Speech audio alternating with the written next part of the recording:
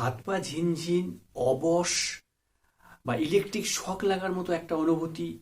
এর পাশাপাশি আপনি যদি হাঁটতে যান বা হাঁটাচলা করেন তখন মাথা টলমলো করছে বা মাথা ঘুরে যাচ্ছে, পড়ে যাবেন, এইরকম একটা ভাব আপনার মধ্যে তৈরি হচ্ছে। মানে হাঁটার সময় ঠিকঠাক ব্যালেন্স পাচ্ছেন না। এই সমস্ত লক্ষণগুলো কিন্তু নার্ভের সমস্যার একটা বড়সড় ইঙ্গিত।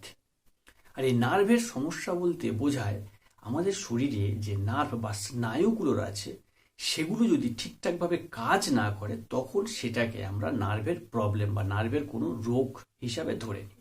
এর ফলে আমাদের হাত, পা, মুখ, চোখ প্রত্যেকটা অঙ্গ প্রত্যঙ্গে কম বেশি কিছু কিছু লক্ষণ ফুটে ওঠে। আর সেই সমস্ত লক্ষণগুলোই কিন্তু আজকে আমি আপনাদের সঙ্গে বিস্তারিতভাবে আলোচনা করব। তো প্রথম যে নার্ভের প্রবলেমটা আমি আলোচনা করব সেটা হচ্ছে সেন্সরি নার্ভ প্রবলেম। সেন্সরি নার্ভে যদি প্রবলেম হয় সেক্ষেত্রে আপনার মধ্যে কি কি লক্ষণ ফুটে উঠবে, যেটা সব থেকে সাধারণ এবং সব থেকে কমন, প্রত্যেকটা মানুষের মধ্যে এই ধরনের লক্ষণ কিন্তু কম বেশি ফুটে ওঠে।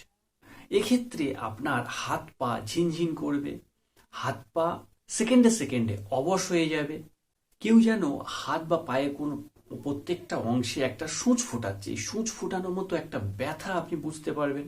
এর পাশাপাশি অনেকের হাত বা হাতের তালু, পায়ের তলা জ্বালা করবে, এই জ্বালা করার মতো কিন্তু সেন্সেশন আপনার মধ্যে প্রকাশ পেতে পারে। আবার এর পাশাপাশি অনেকের দেখবেন হাত পা সব সময়ের জন্য প্রচন্ড ঠান্ডা হয়ে থাকে, সারা শরীরের পুরো শরীরটা জুড়ে যেন ব্যথা হচ্ছে, এই রকম একটা অনুভূতি কিন্তু আপনার মধ্যে প্রকাশ পাবে। এর পাশাপাশি অনেকের ত্বকে মানে যে ড্রেস পরে থাকে সেই ব্যক্তি, সেই ড্রেসের ঘষা লাগে, ড্রেস পরলে যে ঘষা লাগে সেই ঘষা লাগাতেও যেন তার অস্বস্তি একটা ভাব অনুভূতি হয়। এই রকম লক্ষণও কিন্তু নার্ভের একটা গুরুত্বপূর্ণ লক্ষণ। বা আপনার হাত পা সবসময়ের জন্য একটা ভারী ভারী মনে হওয়া, ভারী ভারী বোধ হওয়া, পেশি শুকিয়ে যাবে, পেশি কাঁপবে, সবসময়ের জন্য পেশিগুলো যেন কাঁপছে, এইরকম পেশি কাঁপুনি, পেশিতে কেউ যেন একটা চিবাচ্ছে, কিছু একটা চিবানো মতো ব্যথা বা যন্ত্রণা আপনার মধ্যে প্রকাশ পাবে, যেমন কোনো কিছু যেন আপনার পেশিটাকে চেবাচ্ছে, এরকম চেবানোর মতো যন্ত্রণা হবে। এর পাশাপাশি হাঁটলে টলমলো ভাব হবে, মাথা ঘুরে পড়ে যাবে, বা অনেকে দাঁড়িয়ে দাঁড়িয়ে যদি চোখ বন্ধ করে রাখে তাহলে তার ব্যালেন্স পায় না, সে যেন মনে হবে এক্ষুনি পড়ে গেলাম, এক্ষুনি পড়ে যেতে পারি, এইরকম একটা অনুভূতি হবে। এই সমস্ত লক্ষণগুলো কিন্তু সেন্সারি নার্ভের প্রবলেমের গুরুত্বপূর্ণ লক্ষণ। আর এগুলো যদি আপনার মধ্যে প্রকাশ পায় তাহলে আপনি বুঝে নিন আপনার সেন্সারি নার্ভে কিন্তু প্রবলেম হয়েছে। আর এই নার্ভের প্রবলেমের যে সিমটমসগুলো বললাম, বা আবার যে সিমটমসগুলো বলবো, এবার বলবো মোটর নিউরনের যে প্রবলেম হলে কি কি লক্ষণ আপনার মধ্যে ফুটে উঠবে। সমস্ত নার্ভের যে প্রবলেম, সেই প্রবলেম কিন্তু মাত্র 3টে বীজকে যদি আপনারা একত্রিতভাবে 1 সপ্তাহ খেতে পারেন তাহলে খুব দ্রুত আপনারা দেখবেন এই সমস্ত সিমটমস থেকে একদম নিজেকে সুস্থ সতেজ মনে করছে। আর এই 3টে বীজ কি কি, কিভাবে খাবেন, কেমন ভাবে খাবেন, সমস্তটা কিন্তু ভিডিওর শেষে আমি আলোচনা করব। শুরুতে শুরুতে সিমটমসগুলো আগে আপনাদের সঙ্গে মেলান, সিমটমসগুলো মিলছে কিনা।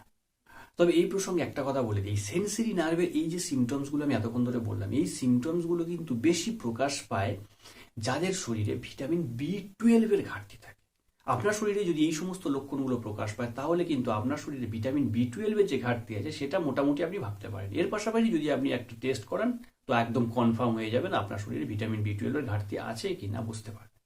আর এই সেন্সরি নার্ভের প্রবলেম হলে প্রথমে এই প্রবলেমগুলো কিন্তু শুরু হয় আপনার পায়ে।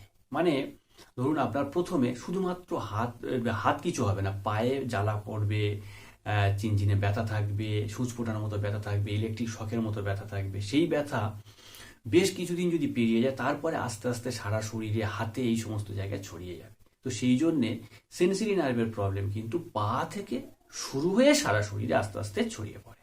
এবার চলে আসি মোটর নার্ভে। মোটর নার্ভে যদি আপনার প্রবলেম হয় সেক্ষেত্রে কি কি লক্ষণ প্রকাশ হয়। সেক্ষেত্রে ফার্স্ট যে লক্ষণটা প্রকাশ পাবে সেটা হচ্ছে আপনার নার্ভের যদি প্রবলেম হয় সেক্ষেত্রে আপনি কোনো কিছু শক্তভাবে ধরতে পারবেন না, অথবা আপনি কোনো একটা ভারী কোনো জিনিস হাত দিয়ে ধরে তুলতে পারবেন না। হাঁটতে গেলে মানে একদম স্বাভাবিকভাবে হাঁটতে পারবে না, যেন পায়ের পেশিতে যেন ভারী ভারী হয়েছে, পা টেনে টেনে টেনে টেনে ফেলা, এইরকম একটা অনুভূতি আসবে কিন্তু আপনার মধ্যে। তারপরে এর পাশাপাশি সিঁড়ি দিয়ে ওঠানামা তো করতেই পারবে না, যদি করতে চান জোর করে তাহলে সেই পা টেনে টেনে টেনে টেনে একটার পর একটা সিঁড়ি বেয়ে বেয়ে উঠতে হবে। এই রকম লক্ষণ কিন্তু আপনার মধ্যে প্রকাশ পাবে। এর পাশাপাশি পেশি শুকিয়ে যাবে, সারা শরীরের পেশিগুলো যন্ত্রণা হবে, যেটাকে ফাইব্রোমাইলজিয়া বলা হয় মেডিকেল টার্ম অনুযায়ী। এই রকম লক্ষণ আপনার মধ্যে ফুটে উঠবে। এই সমস্ত লক্ষণগুলো যদি হয়, এগুলো কিন্তু মোটর নিউরন প্রবলেম বা মোটর নার্ভে যদি প্রবলেম হয়, সেক্ষেত্রে এই লক্ষণগুলো ফুটে ওঠে।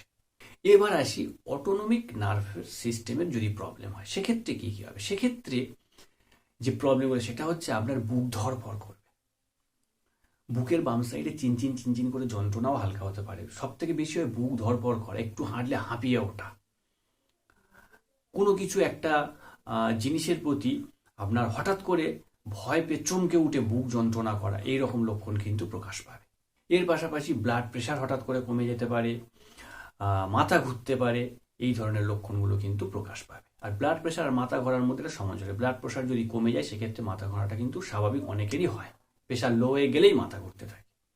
এর পাশাপাশি আপনার হজমের সমস্যা হবে, পেটের সমস্যা হবে, গ্যাসের সমস্যা থাকবে, গা বমি ভাব হবে, আপনার সবসময়ের জন্য একটা হয় কনস্টিপেশন হবে, না হলে লুজ মোশন হবে, কন্টিনিউ এরকম চলতে থাকবে। এর পাশাপাশি প্রস্রাব ঠিক মতো না হওয়া বা প্রস্রাব চেপে রাখতে অসুবিধা। আপনি মনে করছেন আপনি প্রস্রাব চেপে রাখছেন, কিন্তু অসারে যে আপনার প্রস্রাব হয়ে যাবে, সেটা আপনি বুঝতেই পারবেন না। এই রকম লক্ষণ আপনার মধ্যে ফুটে উঠবে। এর পাশাপাশি অনেকের হতে পারে প্যারালাইজড হয়ে গাল বেঁকে যাওয়া বা গাল একপাশে একটু হেলে থাকা, এই রকম লক্ষণ কিন্তু আপনার মধ্যে ফুটে উঠবে। আবার অনেকের ক্ষেত্রে কি হবে না, হয় প্রচুর পরিমাণে ঘাম হবে, না হলে অনেকের ক্ষেত্রে একদমই ঘাম হবে না। এই রকম লক্ষণ কিন্তু ফুটে উঠতে পারে। আবার এর পাশাপাশি পুরুষদের একটা শারীরিক যে সক্ষমতা, সেই সক্ষমতা কমে যাবে। বিশেষ করে বৈবাহিক জীবনে একটা অমিল চলে আসবে। বৈবাহিক জীবনের অক্ষমতা মানে বুঝতেই পারছেন কি অক্ষমতা বোঝাতে চাইছি, সেই সমস্ত অক্ষমতাও আপনার মধ্যে প্রকাশ পাবে। চোখের পাতা ফেলতে তুলতে অসুবিধা হয়। অনেকের ক্ষেত্রে এরকম দেখা যায়, একটা চোখের পাতা মানে উপরের পাতাটা একেবারে নিচের দিকে ঝুলে পড়ে। সেটা আবার মানে কষ্ট করে আমরা যেমন নর্মাল চোখের পাতা ফেলছি, সেটা হয় না। এটাকে মেডিকেল টার্ম অনুযায়ী কিন্তু দুরকম বলা হয়, হয় টোসিস, না হলে মাইসথেনিয়া গ্রেভিস। এই দুটো রোগের মধ্যে যে কোনো একটা হয়। এবার তার সিমটমস আলাদা আলাদাভাবে প্রকাশ পায়। তো এই রকম লক্ষণ কিন্তু প্রকাশ পেতে পারে এই ধরনের নার্ভে যদি প্রবলেম আপনার হয়ে থাকে। তো এই তো গেল মোটামুটি নার্ভের প্রবলেমের 3 রকম নার্ভের প্রবলেম ও তার সিমটমস।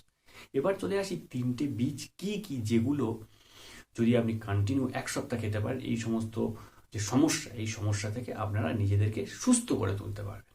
তো এই প্রসঙ্গে আরও একটা কথা বলি, নার্ভের যে কোনো সমস্যার ক্ষেত্রে আপনারা যদি সরাসরি আমার সঙ্গে যোগাযোগ করতে চান, তাহলে দেখুন নাম্বার শো করছে, এই নাম্বার থেকে সরাসরি যোগাযোগ করেন, যে কোনো মাধ্যমে, হোয়াটসঅ্যাপ, ফোন, যে কোনোভাবে। এমন অনেক পেশেন্ট আছে বা মানুষ আছে যারা নার্ভের অনেক ডাক্তার দেখিয়েও খুব একটা রেজাল্ট পাচ্ছে না, তারা অবশ্যই যোগাযোগ করবেন। তো প্রথম যেটার কথা বলবো, সেই বীজটা হচ্ছে তিসি বীজ, যেটাকে আমরা ফ্লেক্স সিডস নামে চিনে থাকি। এই ফ্লেক্স সিডস কিন্তু নার্ভের সমস্যা দূর করতে খুব কার্যকরী। আর এর মধ্যে কি থাকে না, প্রচুর পরিমাণে ওমেগা 3 ফ্যাটি অ্যাসিড থাকে, যে কিনা আমাদের নার্ভের যে একটা লেয়ার থাকে, আস্তরণ থাকে, আবরণ থাকে, সেই আবরণটাকে দৃঢ় করতে খুব ভালো সাহায্য করে। নার্ভের যদি কোনো রকম কোনো ইনফ্লামেশন বা প্রদাহ হয়, সেই প্রদাহটাকে কিন্তু রোধ করে দিতে খুব ভালোভাবে কাজ করে। আর এই ফ্লেক্স সিডস 1 চামচ মতন গুঁড়ো করে নিয়ে সকালে খালি পেটে অথবা রাতে শোয়ার আগে দুধের সঙ্গে খেতে পারেন বা এমনি জলের সঙ্গেও খেতে পারেন। খেয়ে নিন, দেখবেন আমরা এই নার্ভের সমস্যা অনেক কমে গেছে। নেক্সট যেটার কথা বলবো, সেটা কিন্তু খুব গুরুত্বপূর্ণ। সেটা হচ্ছে কুমড়োর বীজ, যেটা পামকিন সিডস বলা হয়। এই পামকিন সিডস কিন্তু খুব উপকারী, খুব উপকারী। পুরুষদের দুর্বলতা দূর করতে, প্লাস তার সঙ্গে নার্ভের প্রবলেম দূর করতে দারুণ উপকারী এই পামকিন সিডস। পামকিন সিডস কিনতে পাওয়া যায়। আর এই পামকিন সিডসের মধ্যে প্রচুর পরিমাণের ম্যাগনেসিয়াম এবং জিঙ্ক পাওয়া যায়। আর এই ম্যাগনেসিয়াম আর জিঙ্ক কি করে, নার্ভের যে সিগন্যাল, সেই সিগন্যালটা ঠিক রাখতে খুব ভালোভাবে কাজ করে। মানে আমরা শরীরে কোনো কিছু হলো, সেটা যে ব্রেনে দ্রুত পৌঁছাবে, আবার ব্রেন সেটা রিয়াক্টে একটা রিপ্লাই পাঠাবে, এই যে সিগন্যালের যে ব্যাপারটা, এই ব্যাপারটা কিন্তু খুব দ্রুতভাবে সতেজ রাখতে পারে এই পামকিন সিডস। এর পাশাপাশি এর মধ্যে কিন্তু প্রচুর পরিমাণে ভিটামিন বি কমপ্লেক্স পাওয়া যায়। তাই এটি 1 মুঠো মতো নিয়ে সারাদিনে 2 বার খেতে পারেন। অনেকে ভিজিয়ে খেতে পছন্দ করে, ভিজিয়ে খেতে পারেন। অনেকে শুধু খেতে পছন্দ করে, শুধুও খেতে পারেন। এমনকি অনেকে রান্না করেও খেতে যদি চান, খেতে পারেন। খুব উপকারী, খুব টেস্টিও। খেয়ে দেখবেন দারুণ টেস্টি। নেক্সট হচ্ছে সূর্যমুখীর বীজ। এই সূর্যমুখীর বীজে প্রচুর পরিমাণে B6 আর ভিটামিন ই থাকে। কি করে না, নার্ভকে রিপেয়ার করতে খুব ভালো কাজ করে। আপনার কোনো নার্ভ যদি কোনো কারণ হেতু যদি ড্যামেজের মুখে চলে যায়, সেই ড্যামেজ নার্ভকে আবার পুনরায় রিপেয়ার করে স্ট্রং করে তুলতে কিন্তু খুব ভালোভাবে কাজ করে এই সূর্যমুখীর বীজ। এই সূর্যমুখীর বীজ 1 টেবিল চামচ সারাদিনে খেলেই হবে, যে কোনো সময় খেতে পারেন, তবে ব্রেকফাস্টের সময় খেলে সব থেকে বেটার হয়, এই সময়টায় খাওয়ার চেষ্টা করবে। এবার আসি তিল, সে সাদা তিল হোক বা যাই পারে হোক, মোটামুটি তিল সব থেকে বেটার হয় সাদা তিলটা যদি খেতে পারেন। সাদা তিল খেলে কি হয় জানো তো, যাদের প্রচুর বেশি ক্র্যাম্পস হয়, মাসেলগুলো খিঁচে ধরে, মাসেলগুলো কাঁপে সব সময়, মানে মাসেল পেশিগত যদি কোনো সমস্যা হয়, সেটা কিন্তু তিল খুব ভালোভাবে রিপেয়ার করতে কাজ করে। এর পাশাপাশি তিলের মধ্যে কিন্তু প্রচুর পরিমাণের ক্যালসিয়াম এবং ভিটামিন B1 পাওয়া যায়। এই যে তিল, এই তিল যদি গুঁড়ো করে হোক বা এমনিভাবে হোক, যদি 1 চামচ পরিমাণ নিয়ে দুধের সঙ্গে খেতে পারেন, দেখবেন আপনার এই পেশিগত যে বিভিন্ন রকম সমস্যা, এই সমস্যাগুলো আপনার আর থাকবে না, এগুলো একেবারেই আপনার সেরে যাবে। এবার চলে আসি চিয়া সিড। চিয়া সিড কিন্তু কম বেশি প্রত্যেকে সবাই যেন ওজন কমাতে খুব ভালো কাজ করে, কিন্তু ওজন কমানোর পাশাপাশিও এই চিয়া সিডের মধ্যে ওমেগা-3 ফ্যাটি অ্যাসিড আর ফাইবারস থাকে। প্রচুর পরিমাণে ফাইবার থাকার কারণে এই চিয়া সিড ডায়াবেটিক নিউরোপ্যাথিতে যারা আক্রান্ত, মানে ডায়াবেটিক নিউরোপ্যাথি যারা ডায়াবেটিসে আক্রান্ত প্লাস তাদের নার্ভের প্রবলেম আছে, তাদের জন্য কিন্তু এই চিয়া সিড খুব উপকারী। এর পাশাপাশি আরও একটা জিনিস আমি বলে দিচ্ছি, যাদের ক্ষেত্রে পুরুষত্ব দুর্বল, পুরুষত্বহীনতায় ভুগছে, তাদের ক্ষেত্রে কিন্তু এই চিয়া সিড খুব ভালোভাবে কাজ করে। তখন এই চিয়া সিডটা কিভাবে ব্যবহার করবেন পুরুষত্ব বজায় রাখতে, সেটা কিন্তু একটা স্পেশাল নিয়ম আছে। সেই নিয়মটার জন্য আপনার সঙ্গে সরাসরি আপনাদের কন্ট্যাক্ট করতে হবে, আমি ভিডিওতে বলবো না। যদি আপনার প্রয়োজন থাকে কন্ট্যাক্ট করেন, আপনাদের তাহলে করতে হবে না, ভিডিওতে আমি বলবো না। আর নর্মাল ওজন কমানোর ক্ষেত্রে, ডায়াবেটিক নিউরোপ্যাথির ক্ষেত্রে, এই সমস্ত ক্ষেত্রে রাত্রে 1 চামচ 1 গ্লাস জলে ভিজিয়ে রাখুন, সকালবেলা খেয়ে নিন, রেজাল্ট পাবেন। তবে এই সমস্ত যে এতগুলো বীজের কথা বললাম, এতগুলো বীজের মধ্যে 3টে বীজ কিন্তু সব থেকে উপকারী। সেটা হচ্ছে ফ্লেক্স সিডস, যেটা তিসি বীজ, পামকিন সিডস, যেটা কুমড়ো বীজ, আর হচ্ছে চিয়া সিড। এই 3টে বীজ কিন্তু খুব উপকারী, খুব। আপনি একটা সপ্তাহ যদি ব্যবহার করতে পারেন, সেক্ষেত্রে আপনি মানে রেজাল্ট নিজেই বুঝতে পারবেন কত দারুণ আপনি রেজাল্ট পাচ্ছেন। তো এই যে উপায়গুলোর কথা বললাম, এই উপায়গুলো যদি আপনারা কন্টিনিউ নিয়ম মেনে খেতে পারেন বা পালন করতে পারেন, তাহলে আপনাদের নার্ভের যদি সমস্যা থাকে, সেই সমস্যা থেকে আপনার রিকভারি হতে পারে। তো ওকে বন্ধুরা, আজকের মতো কিন্তু ভিডিওটা এই পর্যন্ত। যদি ভিডিওটা ভালো লেগে থাকে তাহলে অবশ্যই ভিডিওটা শেয়ার করবেন, সাবস্ক্রাইব করবেন এবং লাইক কমেন্টে আপনাদের জানাবেন আপনাদের কি মতামত। সবাই ভালো থাকবেন, সুস্থ থাকবেন, নার্ভকে সুস্থ সতেজ রাখবেন।